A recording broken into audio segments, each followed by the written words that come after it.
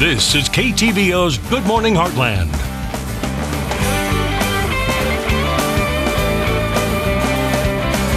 And welcome back. For the past several weeks, we've had Kirksville Regional Economic Development Incorporated Executive Director Carolyn Chrisman on the show talking about K-Ready and how they market Kirksville in hopes of attracting new businesses.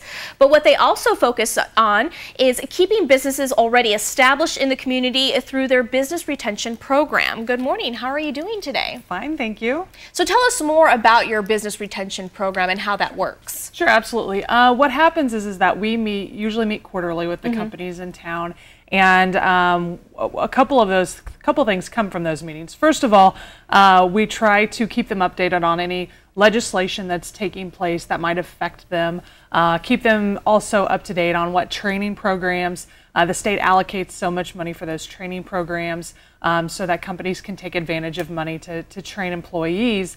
And so we just kind of keep them updated on anything that might impact them from the state level.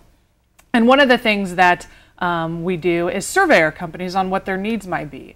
Last year we did a survey with our companies on what their needs were for training of their current employees. Were there any knowledge gaps that needed to be filled? And this was a very comprehensive survey. We asked questions on knowledge about basic electricity, to plumbing, to HVAC, to PLCs, to pneumatic skills, to troubleshooting. A very comprehensive survey, and more than a dozen companies or entities in town took that survey. And so from that, when we got the results, we were able to determine what a lot of companies had a need for, and that was basic electricity. So we formed a training consortium, and what happened is that we contracted to have a trainer come in and teach a basic class, 4 days, 8 hours a day, so a 32-hour class, that would just help them with their skills and their knowledge. They could bring in their work situations and get assistance with that. And so the employees got extra training, and the companies benefited because they had better employees, but the training was at a fraction of the cost if they had to bring in a trainer for those hours for just a few employees. And so we actually offered 4 different sections of that with at least 16 people in each class. And so, you know, more than 60 people participated last year in that training. So that's one service that we offer just to try to help companies stay competitive here in our area.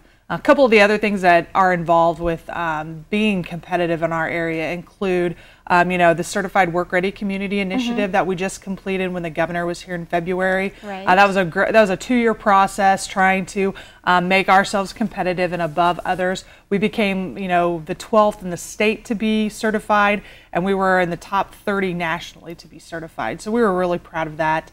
We also have a school and industry partnership where we partner high school seniors with industries to get them some work experience, those who aren't planning on going to college but are wanting to stay in the area and work, kind of letting them know what their options are. And then we've also partnered with the STEAM Alliance, and so we do a lot to help our companies stay competitive and then to make ourselves more competitive. All right. Now, have we seen an expansion within our communities, or excuse me, our businesses here in the community? There have been expansions. Now, you won't see it because a lot of people, when they think of an expansion, they think, oh, buildings are being put up or brick and mortar is being added on. And that's not necessarily the case with a lot of our companies. But expansions take place when they add a machine or two, because most machines that our companies have are worth $1 million, $2 million, $3 million each. And so that is added, and then those new machines can add 1, 2, 3 new jobs. And so we have seen a lot of that recently in the past year or so with many of our companies adding on machines, and then they add on a person or two to work on those machines. And so that's the type of slow, steady growth you like to see.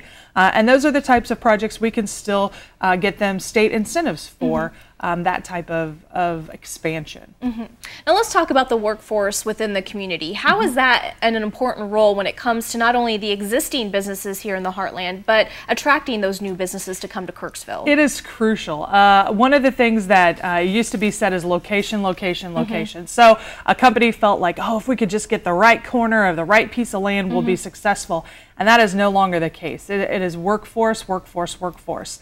And one of the things we're being told by companies and site selectors when they fill out nationwide surveys, that out of the top 10 location issues, workforce is in there 3 different times. The quality of the workforce, the availability of the workforce, the skill of the workforce. And so it's crucial. And a lot of times, a lot of the projects we've seen locate around the state and around the country, that has been the decision on why they locate where they do. Can they find the workers with the certain skills they need in that area? And so it's crucial, and it's only going to be more important as the baby boomers start to retire, and that we're going to have to, any area that can figure this out and figure out how to really have a competitive workforce is going to be ahead on economic development. All right, and like you said, that just all falls back onto with all the relationships that you have with other entities here in the area, especially when it comes to the schools that provide that type of training for the people that want to stay here and work on that specific workforce. So now really quickly, I know that we touched base on this last week, but kind of just reiterate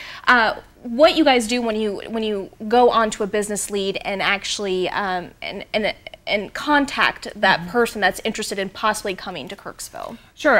When that contact is made, a lot of times questions are asked, and they want a lot of information from us, be it on an available site, an available building, and they want all the details. They want how many acres, are the utilities there, is there 3-phase power, is there a 12-inch water line, an 8-inch wastewater line, and we have to give all of that information to them. And then usually they also want demographic information about our community, how many workers there are, what's the unemployment rate been over the past 2-3 years. And so they just want a lot of information so that they can look at that and gauge whether we would be a good fit or not for their company. And so, and then logistics, the transportation is also key. So they usually look that over, and then if they're interested, they'll get back in contact with us for more information, which we will send in. And then usually after that, if we're still on that short list of people they're considering, then we'll get a site visit. Okay. So. And finally, just really quickly, I know that for the last 4 weeks that you've been on the show, you've touched base about your board meetings, that they're open to the public. So let's just finish off with that and how you can invite people to come and sit in on your open board meetings. Sure, absolutely. Most of the time, our board meetings are the second Tuesday of the month at 4 p.m. at my office building, which is the Economic Development Alliance at 315 South Franklin. This month, June's a little different. It's actually going to be the third Tuesday, so it'll be June 16th. Okay. And so, yeah, 4 o'clock, people can show up. It's completely open to the public. The press is always there, and so people can come and sit, and they can listen, learn, ask questions, anything like that. All right, perfect. And of course, what we'll do is we'll post everything on our website at heartlandconnection.com. Thank you again, Carolyn, for coming on. Thank you. And we'll be right back.